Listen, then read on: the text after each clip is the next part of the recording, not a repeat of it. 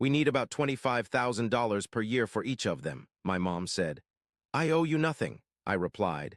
3 months later, my stepsister asked to meet me in person. I'm 32 now, but my story begins when I was 16 and my world collapsed around me. Today, I run my own software development company with 30 employees and offices in 3 cities. I've built a life I'm proud of, brick by painful brick.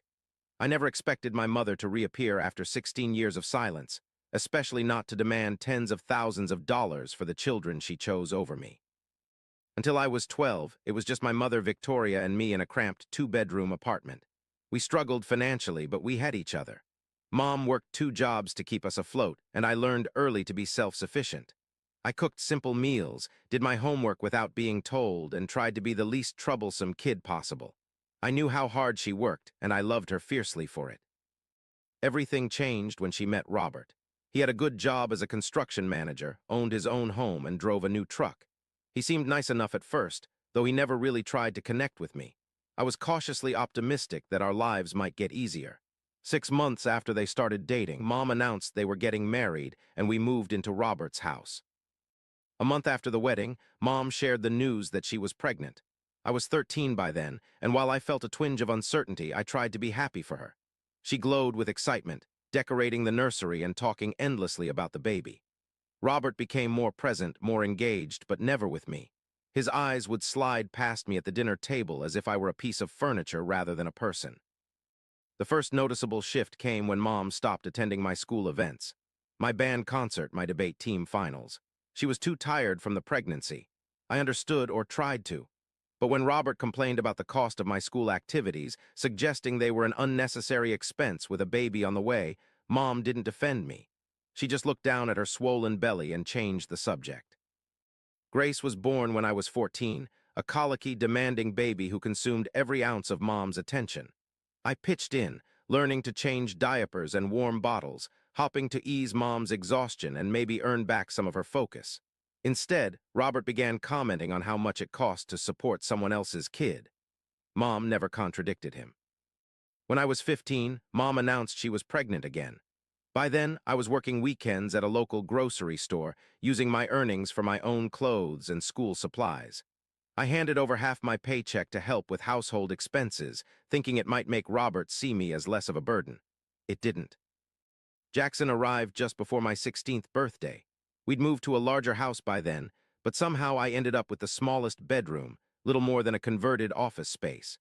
My old furniture didn't fit, so I slept on a futon while Grace and Jackson got matching bedroom sets for their spacious rooms. When I mentioned the disparity, Mom told me I should be grateful to have my own space at all. The breaking point came 3 months after Jackson's birth.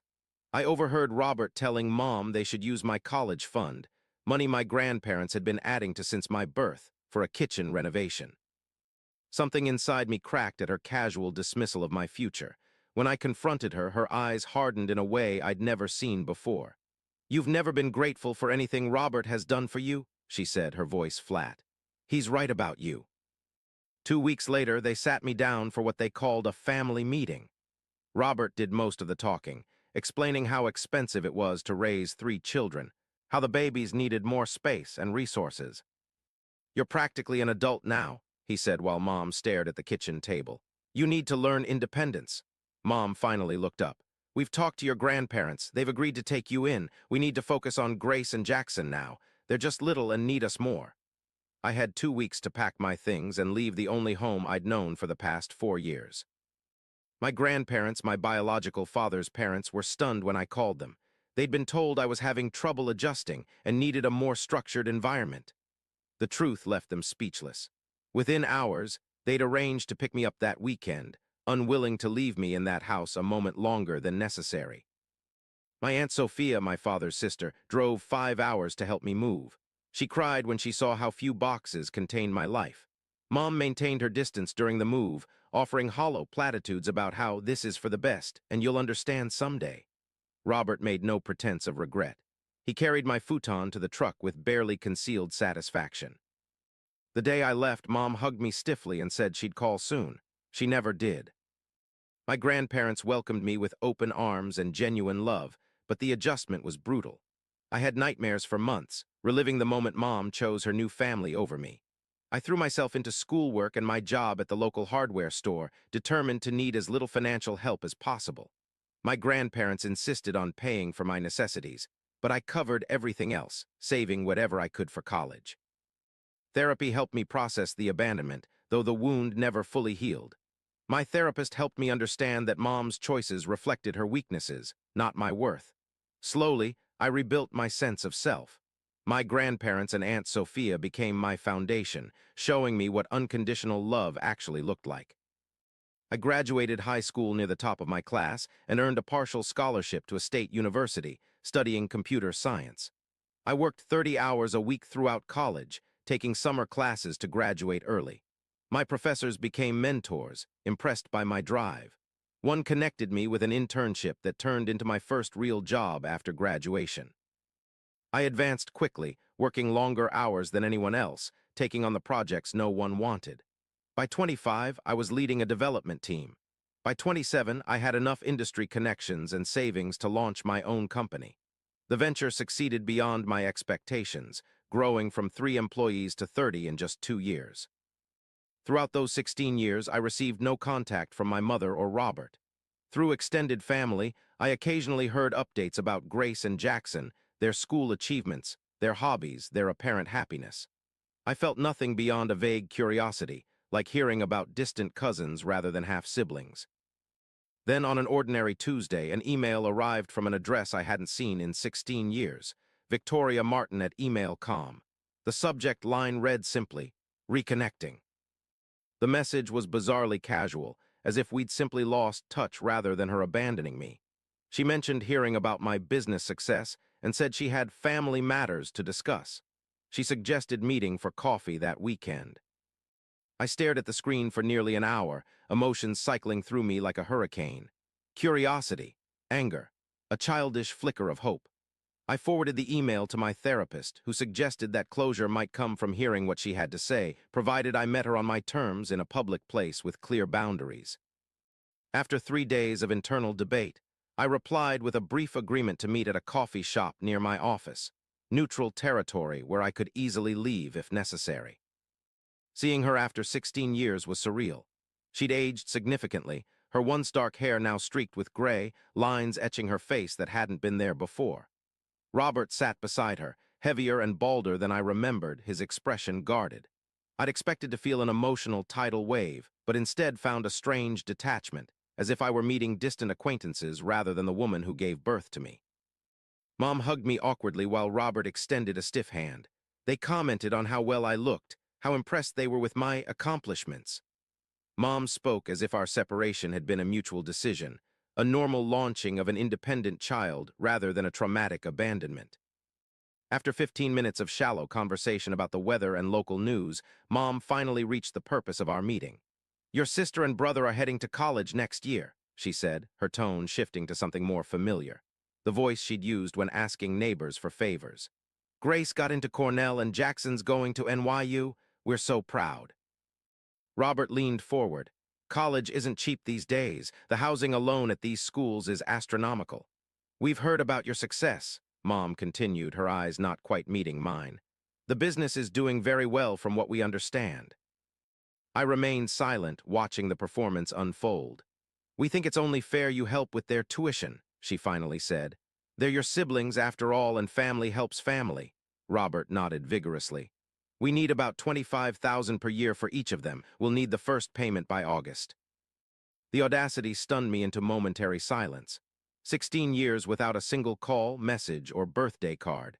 16 years of building my life from the ashes of their rejection. And now they sat before me, not with apologies or regret, but with hands outstretched, expecting tens of thousands of dollars. "Let me make sure I understand," I said carefully. "You want me to pay $50,000 a year for the college education of siblings I haven't seen since they were toddlers?" Mom's smile faltered. "Their family, your brother and sister." "I'm sorry, but I won't be doing that," I replied, my voice steady despite the anger building in my chest. Her expression shifted from expectant to incredulous. "After everything we did for you." The absurdity of her statement might have made me laugh if it weren't so painful. "What exactly did you do for me? Throw me away when I became inconvenient?" I raised you for 16 years, she hissed, abandoning the friendly facade. This is how you repay me. I owe you nothing, I said quietly. I owe them nothing. Robert's face reddened. You ungrateful little. I think we're done here, I interrupted, standing to leave. Mom grabbed my wrist, her fingers digging in with surprising strength. You'll help your siblings or you're dead to me. I gently but firmly removed her hand. You made me dead to you 16 years ago when you chose them over me. Her scream echoed through the coffee shop as I walked toward the door. How dare you? After everything we sacrificed, you wouldn't have your precious company if I hadn't taught you to work hard.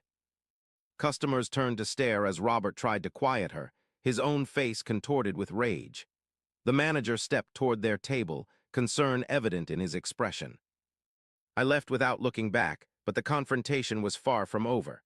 By that evening, my phone was flooded with texts and calls from both of them, alternating between guilt trips and threats. They found my company email and social media profiles, sending messages that became increasingly hostile when I didn't respond. The harassment escalated over the next 2 weeks.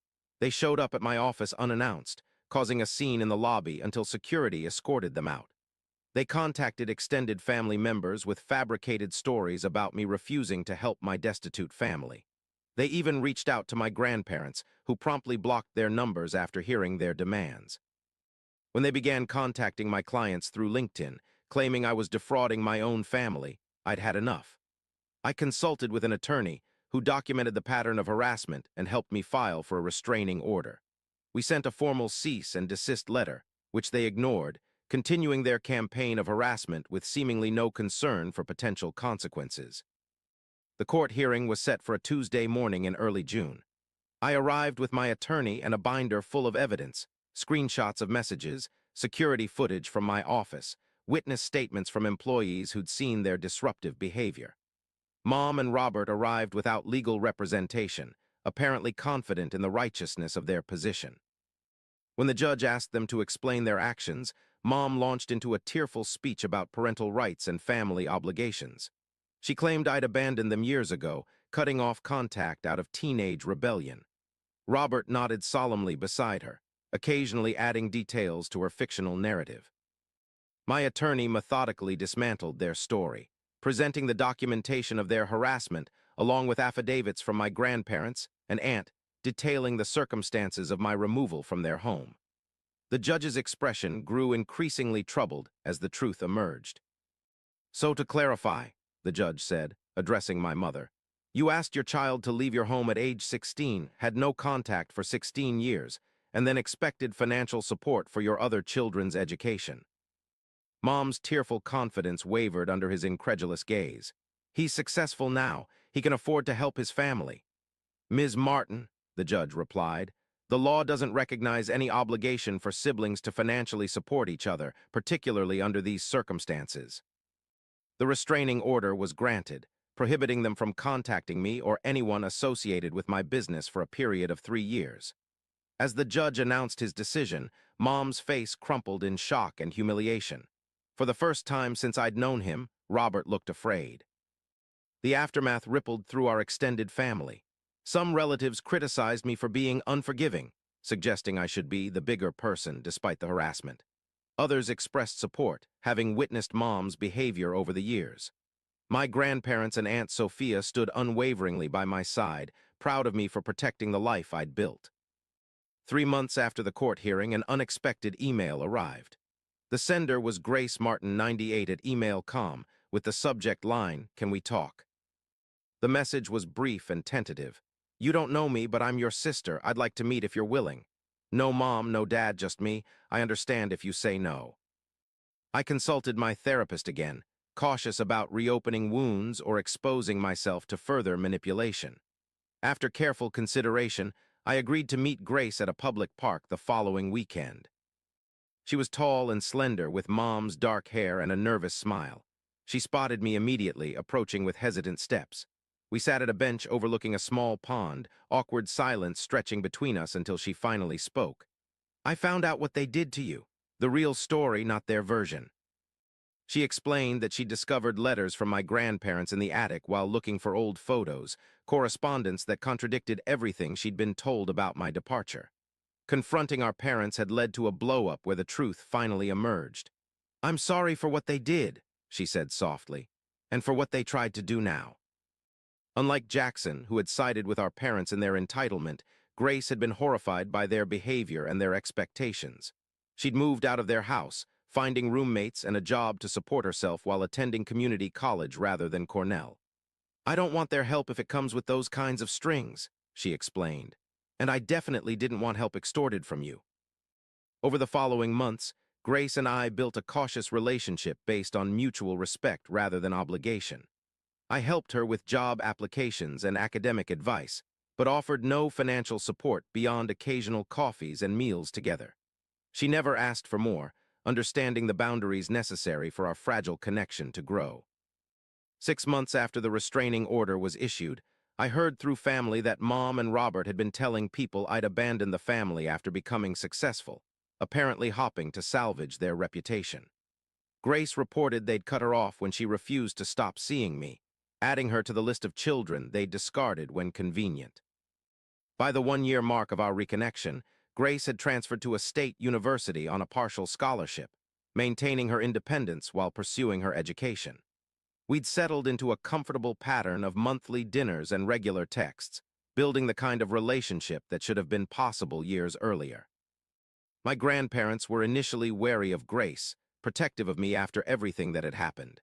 But her genuine remorse for our parents' actions and her determination to forge her own path eventually won them over. Watching them welcome her into their home for Thanksgiving dinner brought an unexpected sense of healing. Jackson remained aligned with our parents, occasionally sending hostile messages to Grace about her betrayal. She shared some with me, revealing the toxic environment I'd escaped years earlier. Whatever guilt I might have harbored for not helping with his education evaporated when I read his entitled, angry words. The experience reinforced what I'd learned through years of therapy and rebuilding. Family isn't defined by blood or obligation. It's created through respect, support, and genuine care. My mother never understood that fundamental truth, seeing relationships only through the lens of what she could gain from them. I don't know if I'll ever fully heal from being discarded by the person who should have loved me most unconditionally. But I've built a life filled with people who choose to stand by me, not because of obligation or financial benefit, but because of who I am. My company continues to thrive. My relationship with my grandparents and aunt grows stronger each year, and now, unexpectedly, I have a sister who chose integrity over comfort. Some people have suggested I should feel smug about my success in the face of my mother's expectations. The truth is, I don't. There's no satisfaction in watching someone reveal the worst parts of themselves, especially someone you once loved deeply. But there is profound peace in knowing I broke the cycle of conditional love that defined my childhood, creating boundaries that protect the life and relationships I've worked so hard to build. My mother taught me what family shouldn't be. Ironically, that painful lesson helped me recognize and cherish what family should be, a circle of mutual respect and genuine care that needs no court orders or legal threats to maintain. For that unintended gift, I suppose I should be grateful after all.